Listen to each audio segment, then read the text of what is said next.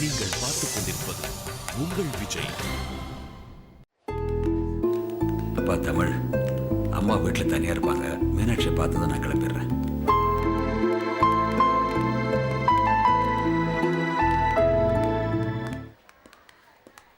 என்னப்பா இங்கே நின்றுட்ட?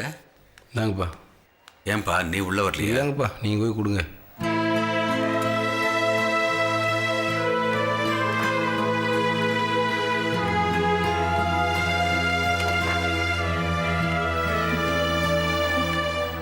இருடா, நீ படுத்துக்க. இந்தா, என்ன ஜூஸ் புழிஞ்சிட்டு இருக்க? இங்க வா. இந்தா, அம்மா சுக்கு கொத்தமல்லி கலந்து கருப்பட்டி காப்பி போட்டு கொடுத்துருக்கு. இதை ஊத்தி கொடு. சரிங்க. பொடி.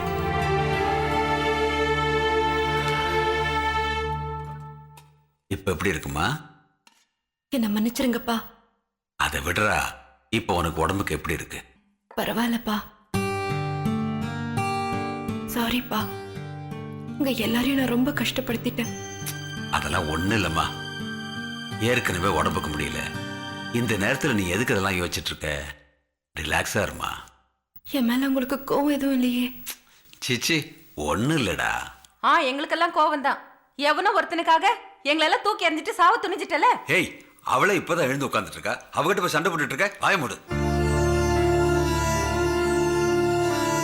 மீனாட்சி, அப்பாவுக்கு மேல ஒரு சின்ன வருத்தம்மா. எங்க எல்லாரையும் விட அவன்தான் முக்கியம்னு நினைச்சது தப்பு இல்லம்மா.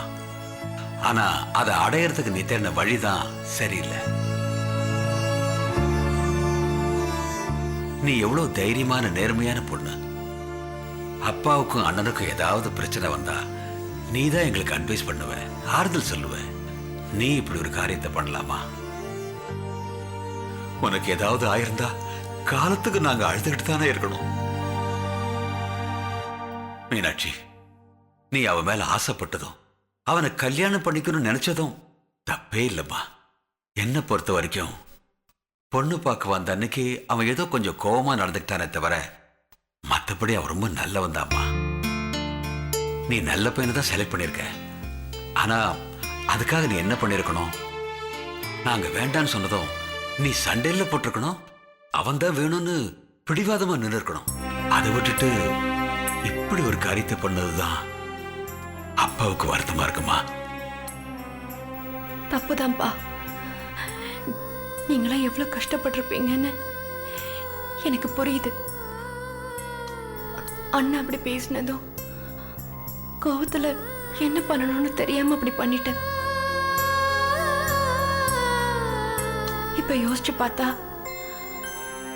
நான் பண்ணது எவ்வளவு பெரிய முட்டாள்தனம்னு புரியுதுப்பா. சரி விட்றா. எல்லாருக்கும் எப்பாவது சறுக்கும் தான். ஆனா இனிமே எந்த சூழ்நிலையிலையும் இப்படி ஒரு எண்ணம் உனக்குள்ள வரக்கூடாது. சரியா? சரிப்பா. எப்ப அந்த பையன் நம்ம வீட்டுல காலடி எடுத்து வச்சானோ அன்னையில இருந்து நம்ம வீட்டுல நடக்க கூடாததெல்லாம் நடந்துட்டு இருக்கு. ஏய், இவ ஒருத்தி எந்த நேரத்துல எது பேசணும்னு தெரியாம பேசிட்டு இருப்பா. அவ நம்ம வீட்டுக்கு வரணுங்கிறதுக்காக தான் இதெல்லாம் நடந்துட்டு இருக்கு. இப்ப போய் தப்பா சொல்லிட்டு இருக்க.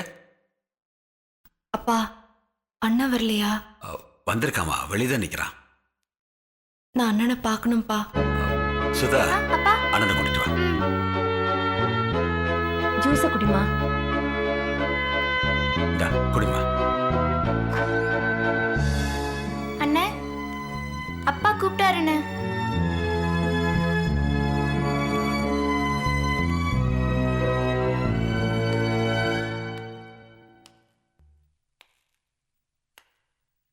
வாப்பா.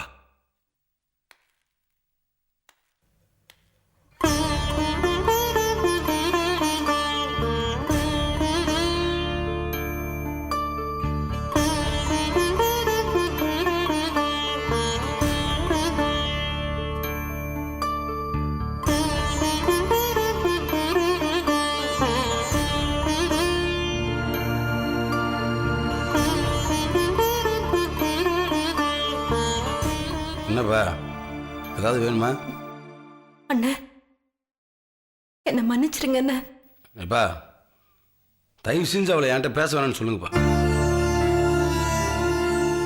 இத்தனை வருஷம் பாசத்தை கொஞ்சம் வளர்த்ததுக்கு அவன் செஞ்ச கைமாறு ரொம்ப சந்தோஷம்பா, ரொம்ப சந்தோஷம். ஏண்டா அவளே இப்பதான் மறுபழப்பு பழிச்சு வந்திருக்கா, அவகிட்ட போய் கோவத்தை காட்டுறியே. என்னங்கப்பா, அவளுக்கு மட்டும்தான் வலிக்குமா? எங்களுக்கு அந்த வலி இல்லையா? அவளுக்கு நம்ம யாரும் முக்கியம் கிடையாதுப்பா, அவன் தான் முக்கியம். ஆனா நமக்கு இவதானப்பா முக்கியம்.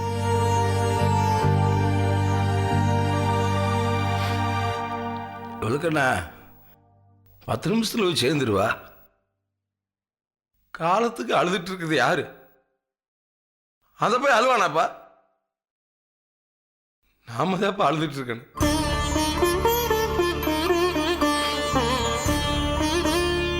அதுலயே என்னாலதே அவளுக்கு இப்படி ஒரு நிலைமண்டா,